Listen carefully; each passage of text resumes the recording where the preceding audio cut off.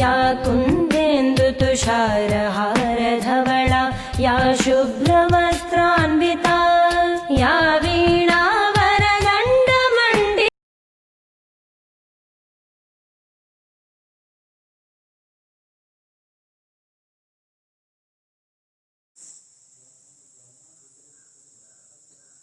Channel से जुड़े होनहार छात्रों, चैनल में आपका बहुत बहुत स्वागत। बच्चों, आज हम प्रतिदिन की भांति कक्षा 12 हिंदी विषय के साथ उपस्थित हूँ, जिसका शीर्षक है कामायनी महाकाव्य से संकलित अंश श्रद्धा और मन। इसका पहले काफी छंद हम लोग पढ़ चुके हैं। आगे के जो शेष छंद हैं उनको पढ़ने का प्रयास करते हैं। बच्चों, छंद इस प्रकार है। दुख की पिछली रजनी बीच विकसता सुख का नवल प्रभात, एक पर्दा या झीना नील छिपाए है जिसमें सुगात। जिसे तुम समझे हो अभिशाप जगत की ज्वालाओं का मूल, इसका वह रहस्य वरदान कभी मत इसको जाओ भूल। लगे कहने मन सहित विषाद, मधुर मारुत से एक उच्छ्वास, अधिक उत्साह तरंग आवाज उठाते मानस ने सविलास। किंतु जीवन कितना निरुपाय लिया है देख नहीं संदेह, निराशा है जिसका परिणाम सफलता का अकल्पित गेह। बच्चों, छंद इस प्रकार रहा। शब्दार्थ या काठिन्य निवारण के क्रम में जो कठिन शब्द हैं उनको लिख दिया गया है और कठिन शब्दों का अर्थ भी यहाँ लिख दिया गया है। बाकी जो शेष कठिन शब्द छंद में हैं उनको हम देख लेते हैं। रजनी, रात्रि, विकसता, निकलना, खिलना, प्रकट होना, नवल, नया, प्रभात, सवेरा। पर्दा, एक आवरण, झीना, पारदर्शी, नील, नीले रंग का, गाप, शरीर, अभिशाप, अशुभ वाणी, दुर्वचन, ज्वालाओं, पीड़ाओं का, कष्टों का मूल आधार, वरदान, ईश्वर के द्वारा दी गई विरासत, विषाद, कष्ट, मार्ग, वायु, उच्छ्वास, सांसें, तरंग, लहरें, आबाद, निरंतर, सविलास, आनंद पूर्वक, निरुपाय, साधनहीन, बेसहारा, परिणाम, फल, कल्पित, कल्पना, गेय, घर। बच्चों, शब्दार्थ इस प्रकार रहा। अब आता है संदर्भ और प्रसंग का क्रम, जिसमें संदर्भ को हम लोगों ने कई बार जान लिया है कि कामायनी महाकाव्य से संकलित श्रद्धा मन शीर्षक से उद्धृत यह अंश है। इसके रचयिता छायावादी काव्य के प्रणेता जयशंकर प्रसाद जी हैं। प्रस्तुत पंक्तियों में जयशंकर प्रसाद जी ने जब श्रद्धा मन के पास पहुंचती है, उनका जीवन निराशा से भरा हुआ है।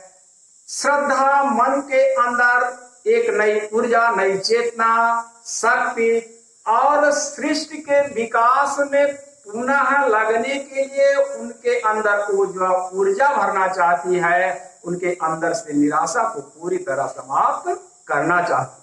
किंतु मन का जीवन इस सृष्टि के विनाश को देख करके एकदम निराश है।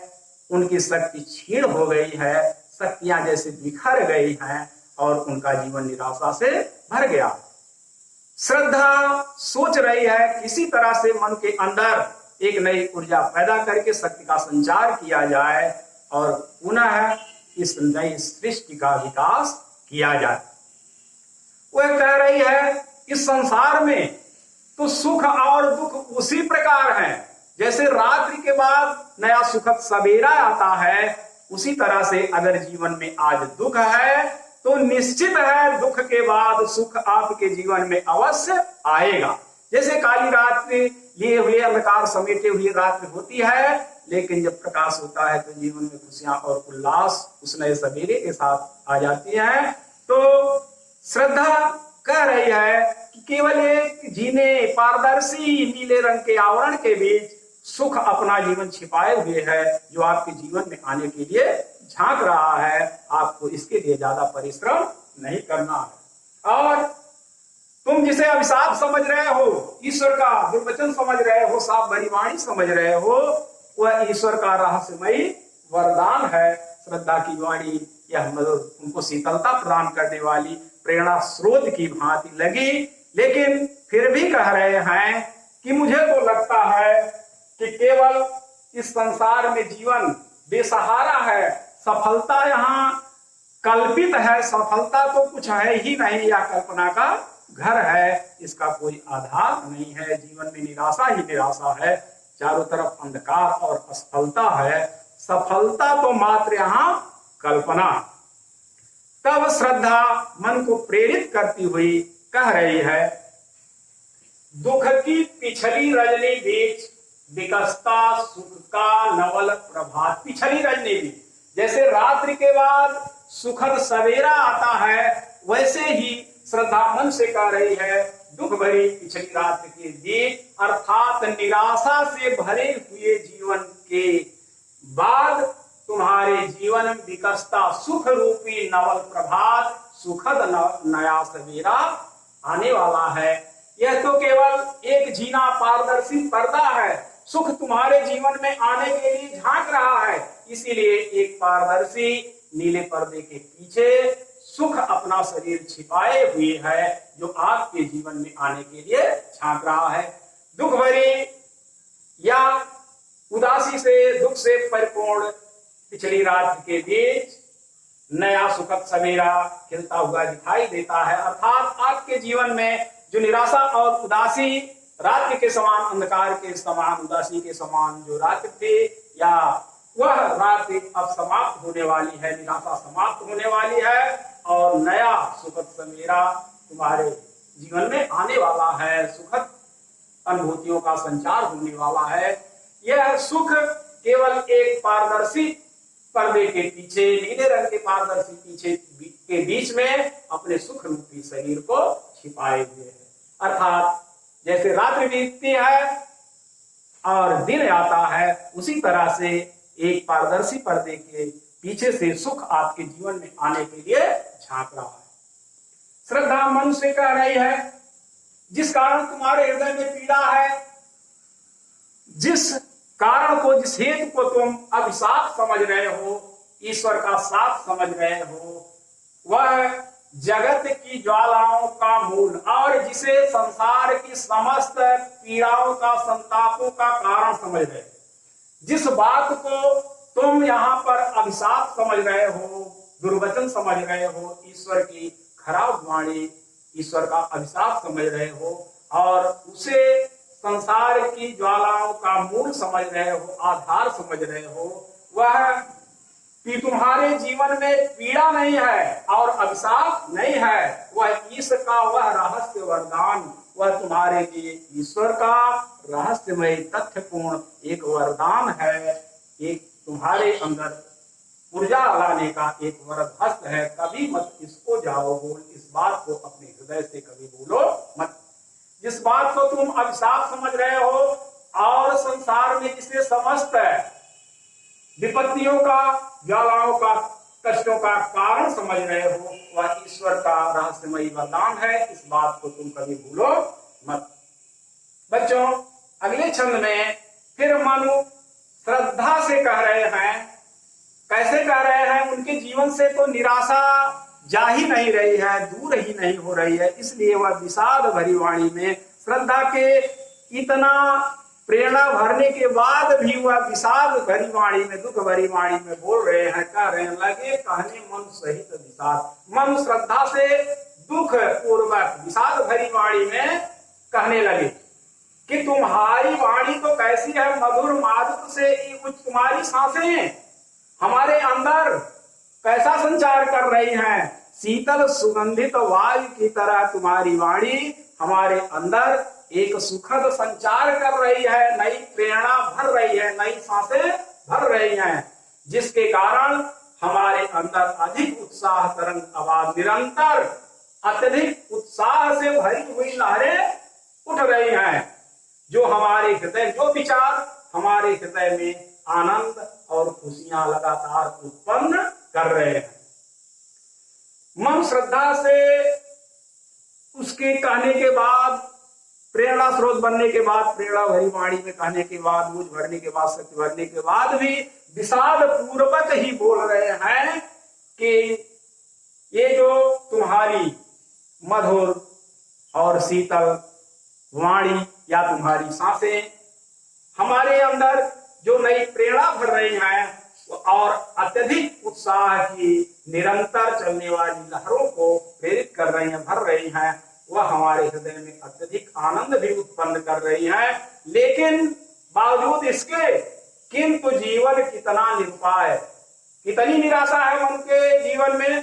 श्रद्धा की वाणी उनके हृदय में उल्लास, निराशा को दूर कर रही है, उल्लास को भर रही है, किंतु फिर भी कह रहे हैं जीवन कितना निरुपाय, क्योंकि सृष्टि के विनाश से यह बिल्कुल दुखी हैं और सोच रहे हैं इतने बड़े संहार के बाद फिर पुनः ऐसी सृष्टि का विकास कैसे होगा और सृष्टि पर मानवता पुनः कैसे विजयी हो पाए।